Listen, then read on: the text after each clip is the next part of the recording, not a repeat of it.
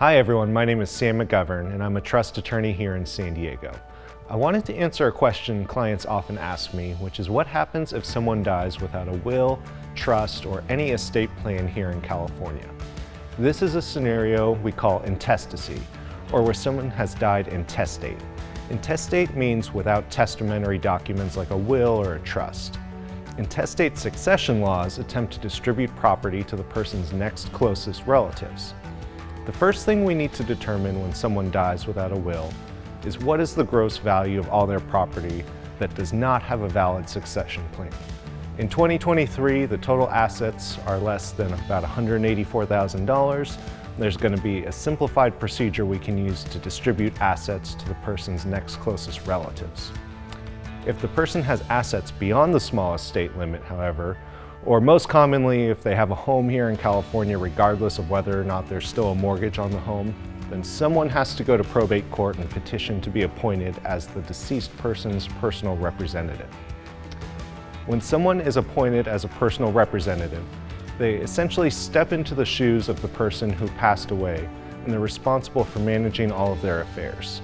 The personal representative would need to collect and inventory all estate assets, pay any taxes or debts, provide accounting of these items to the probate court, and distribute remaining assets as directed by the court. The personal representative can even be named in a lawsuit if the deceased person incurred any sort of liability before they passed away, or they can file a lawsuit on behalf of the estate in certain cases. If a person was married, their spouse inherits 100% of the community property assets. In California, community property very generally means anything acquired by a married person during their marriage, except for certain gifts, inheritances, or sometimes income that is traceable to a separate property source. There are additional rules that apply to separate property percentages depending on what other family members or descendants survive you. If you are unmarried when you pass away, and any children or potentially grandchildren or other descendants would then split the estate.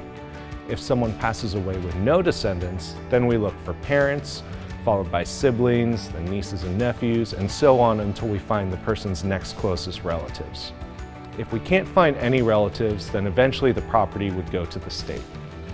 Some assets would not be subject to this process even without an estate plan. Those could include property that has been transferred to a living trust, proceeds from life insurance that has a named beneficiary, funds held in any financial account that has a named beneficiary or joint owner, or any property that is owned jointly with another surviving individual as community property with the right of survivorship or as joint tenants.